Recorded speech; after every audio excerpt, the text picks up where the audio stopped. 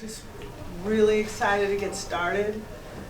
My soul has been somewhat rejuvenated with really starting from ground zero with a very young group, but really excited. We've been working hard. I think we could all say we've been making mistakes, but they're valuable mistakes, so we learn from them. I'm ready to take this group on the road. I'm really excited about what this is going to look like. It's not going to be your traditional look that you've seen in the last 4 years, but it still has all the championship mindset, mentality, grind, grit, humility that is coming at you. James. Patty, it's interesting. I was wondering where you guys would start out in the rankings and things. I know you don't care about it, but it was interesting. What does it say about your program that you can graduate the most iconic program class in the history of college softball? And I researched, there's nobody even close. And yet, you come back with a new generation of players, and everybody still believes you have a chance to win it all, and you're ranked in the top 5. What does it say about your program? Yeah, I think it's just respect for the program. And nobody knows this team. Right. I'm still learning about it. We're all still learning about each other. So just respect over the course of the year. And it's an honor to feel that way because you believe, people out there, coaches out there, just believe that we work hard and that we'll try to get ourselves ready. So I take it as a compliment. Patty, you mentioned. Patty, you mentioned last week the importance of going to mid-major schools in California this next week. Just why was that important for you, one, and then two, how special will it be to return to your own father as well? Yeah, well, I got myself in a little bit of trouble because I'm not trying to condemn those that are putting on tournaments that are not related to college softball. I'm really not doing that, and I owe someone an apology. So, besides that, I have a lot of passion for, I grew up in California. That's where my coaching career started. A lot of our players are from that area. I just thought, we gotta go find weather. We gotta find good teams. This is not gonna be an easy challenge for these guys because I'm taking them from San Diego, get on the bus, let's go to Cal State Fullerton, get on the bus, let's go to LA, get on the bus, come back, let's go to Long Beach State. I mean, we're traveling a lot, but I want this team to understand that there are other programs that are as important as we are. And maybe people aren't talking about them, or, you know, the NIL is not really big in their conversations, but we can't forget about that. And I just find that, I've thought about it a lot, and I find it very important to, I don't know how much money we might be able to help them with, but if it's anything that can help their budget, help their stadium, anything, I felt it the right thing to do. Patty, you mentioned kind of starting at ground zero with this team, with so many new players, so many young players. Just through the fall and through these last couple of weeks, what have you seen through that process of this team maybe finding its own identity and kind of starting from that ground zero? Yeah, we're getting, we're getting there. We're getting there. I don't know, our product that you're going to see is not going to be perfected, but it's going to be good, and it's going to fight. That's one thing I know, is these guys are not going to quit, and I felt that from the start. So they're hardworking, they're focused. It's just, if you could imagine coming in as a freshman and saying, oh my gosh, this team has won 4 national championships, so what is my job? To win them a 5th. That's not what we're asking for, but it's just common feel for them, and if we can just get them to settle in and not worry about the outcomes, but really about the process of learning and together, and you know, those kinds of tough situations, fighting through them, you'll start to see us rise. And I'm really excited for you all to watch what this might look like, because I'm very excited to see it. Another question about scheduling, Patty. Past few years, you've had a run of top 25 teams in the non-conference before you hit conference play, and I know strength of schedule was always a consideration.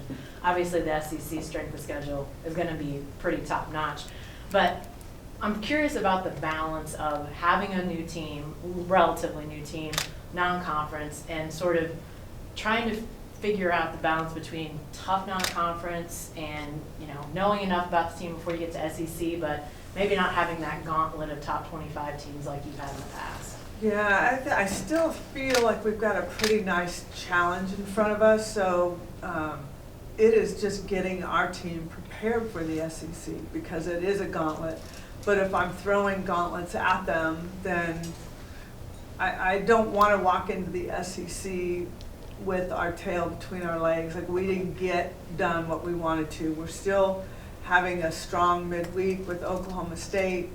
Kansas is on their way. Wichita State is very good. We've got Baylor twice. Marshall is good. We've got good teams coming.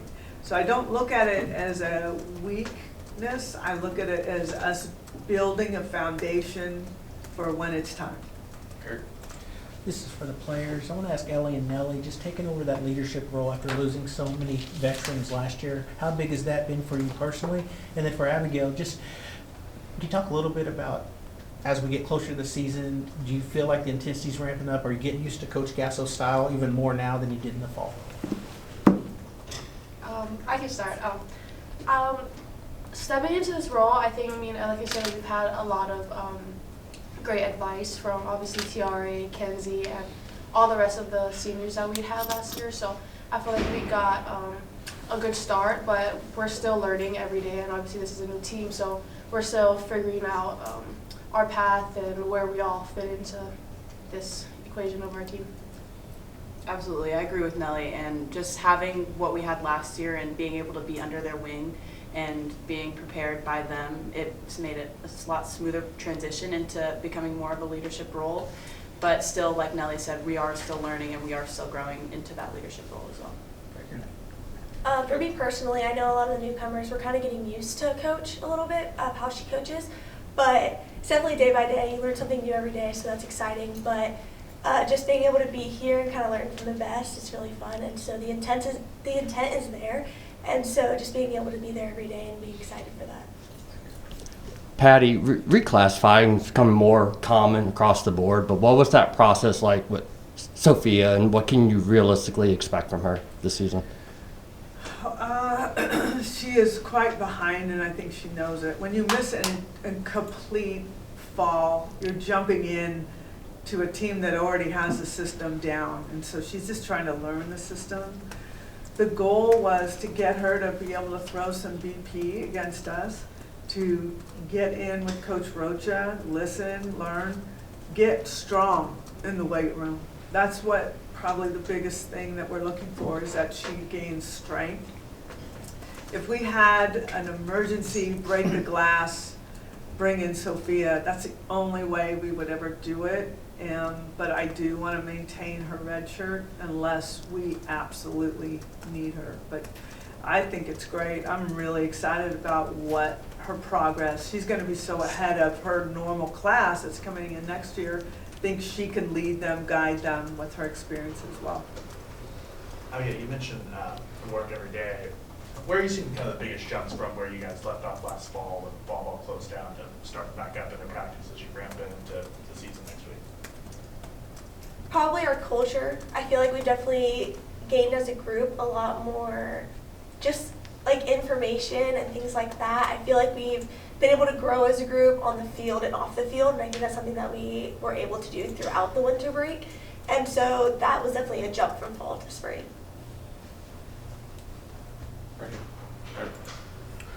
So Abigail, you talked about this being like your dream school and things like that, playing here when you were 10 years old. What has it been like for you so far, just like living that dream out? And I mean, I haven't got to play a game yet, but just being a part of this program. Amazing. I walk into the field every day and it's just like, wow, I'm here. It's just so grateful to be in this facility every time I walk in. It's a dream come true, like you said. And so I feel like it's just not taking a day for granted and just being able to kind of show other people that and kind of making sure like we understand that we're here for a reason and just play our hearts out. Come James, You know, Patty, you've always had great power in your lineups, and I know you're going to have power in this lineup too, but the speed factor is really exciting because you've got a lot of it. Heck, Ella, I think, was your stolen base leader, and she's back as a sophomore. So talk about that factor and how that could influence some of your decisions this year and how you manage the team. Yeah, it's gonna, I'm trying to learn how to manage when to use it, how to use it, because it's been a while since we've had such a very efficient, quick, aggressive team. So when we're running bases, you've got to think as an outfielder 2 bases ahead, because that's where they're heading. Abby Dayton is one that's going to absolutely create chaos, not just at the plate, but on the base pass. We've got probably 5 or 6 really legitimate stolen base options that will likely be in the lineup. So, yeah, I don't want to mess this up. Is Hannah Core healthy? Yes, yes, yes. I'm excited to see her. She's had really good practice days, and she's still a little bit behind in some areas, she would tell you, but she looks wonderful. Yeah. Patty, I wasn't going to ask you about this, but can you dive in a little bit more to the decision to bring in Sophia, have her reclassify, but sit out? I mean, I'm sure that was part of the conversation, or redshirt, it sounds like. Yeah, she had already, we didn't even talk about this. She did graduate actually in, I think, June already, a year in advance. And I didn't even know it. I'm not normally looking for that. And she told me that she was going to go in the spring and live in California and train with her travel ball team and get a job. And I'm like, what if we could get you in here? And I talked to her mother, who was just an elite, I think she might have been an Olympian, but she was an All-American and Texas swimmer. She knows about college athletics. And I said, we could do this. And they were all in. It made more sense for each party. And what she's going to develop is just, she's going to have such a major head start. And I foresee her being one of our elite pitchers in the future. Can I ask what I was going to ask? I was going to ask about your pitching staff in general. Okay. And the one sitting next to you, her role and all of that. Where do you feel like the staff is right now and how you're going to use your arms? I think you're going to see a lot of confusion from the other team because we're going to be bringing in pitchers whenever and however and as many times as needed. So, to be honest, right now Sam Landry is leading this group, but we've got a freshman who is Audrey Lowry, who is really starting to be a tough pitcher for these guys to face. I mean, she's very unassuming. She just looks, but her ball moves, she's throwing the ball hard.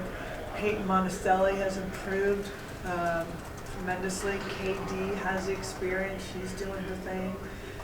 Bella Smith, you did not see in the fall, but she's ready to come in. So I really like what we have going on. Miss Ella Parker's been in with Coach Rocha, maybe not as much as we want to, but I think she is definitely an option as well.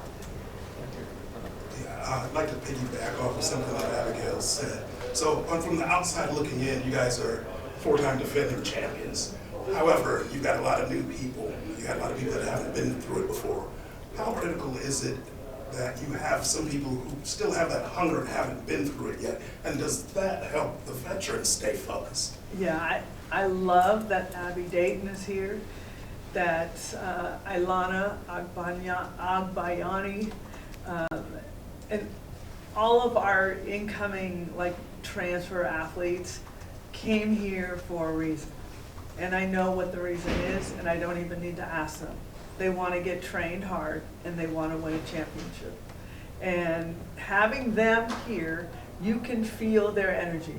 This one over here is full of energy every day, every second, every moment. I hope you do sleep, right? You do sleep? All the time. Good, okay. So there's just, I think, a burst of energy that we got from the transfer athletes on top of our returners saying, okay, we're here, we're 5 strong or whatever they have. And they need it. these transfer athletes to come in and say, hey, we're with you, we're jumping in, let's go. It's the freshmen that it takes them a little bit longer to learn the system and just to get their feet settled. They don't want to make mistakes. They don't want to let us down. And the harder they try, the less smooth it is, the harder the decision making is for them. So we're just trying to smooth this out. And I think once we get on the field and we play against somebody else, it's really going to show us where we're at. Go ahead. Here. Patty, NIL is really taking over college athletics now. We can't write stories without writing about that. But I want to ask you about your program. You've built the brand. These ladies have built the brand to where it's at now. Does that help balance things out with NIL and then maybe wanting to play for the brand and what this program is all about? Does that help you as a coach?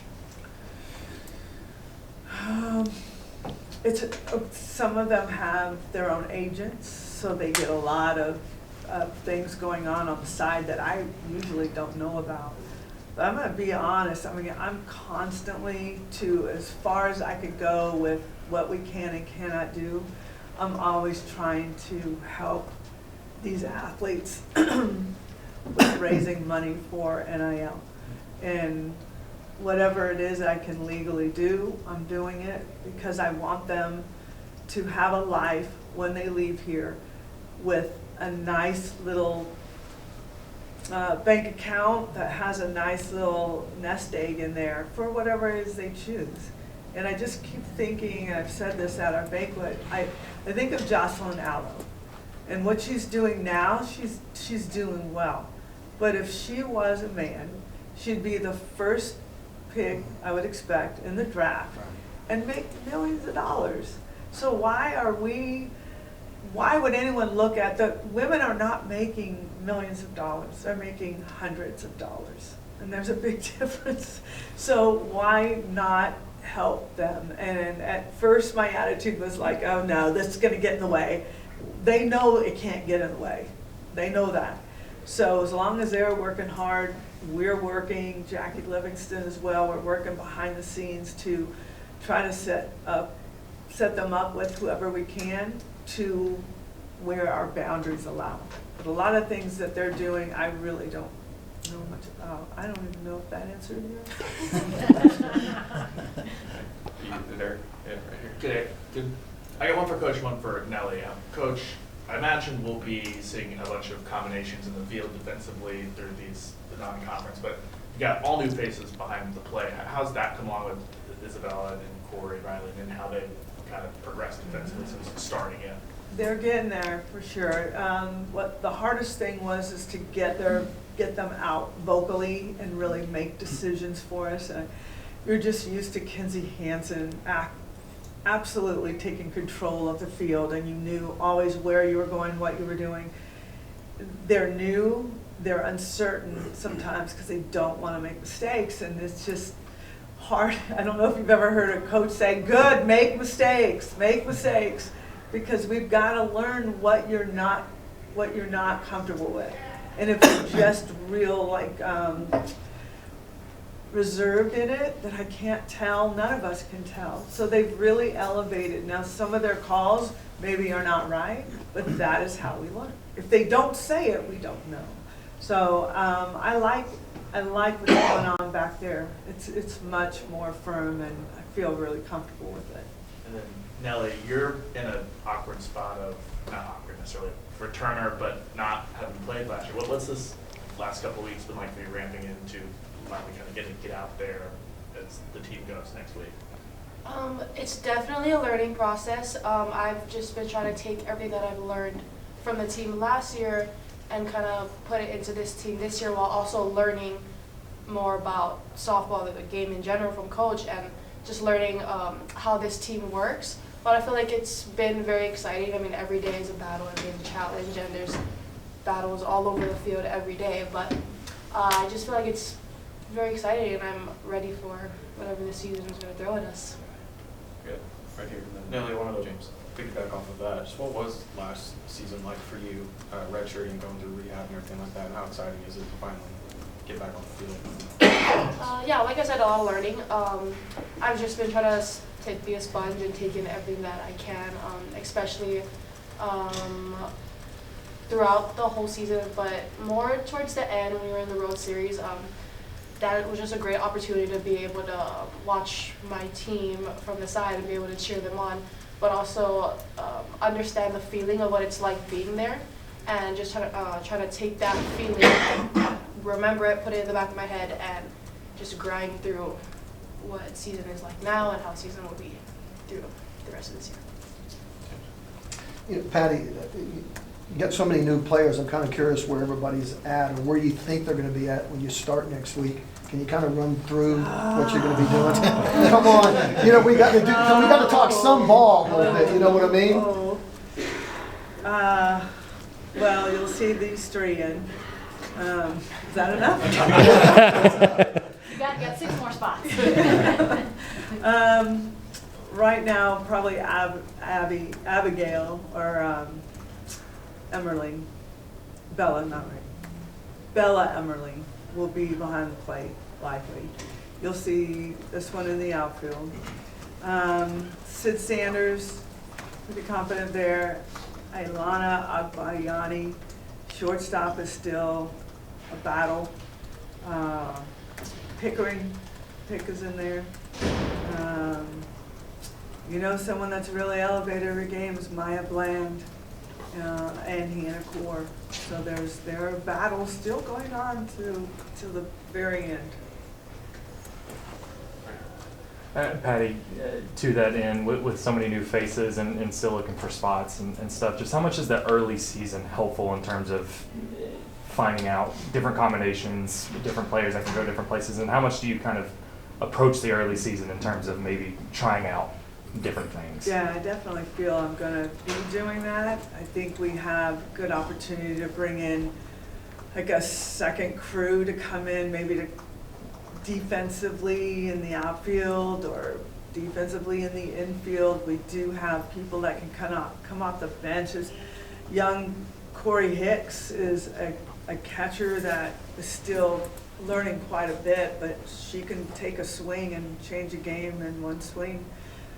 So there's lots of opportunity. I just really want to give everybody a feel for what this feels like, because the more we can, we're gonna take in every game. We're gonna really break it down, understand it.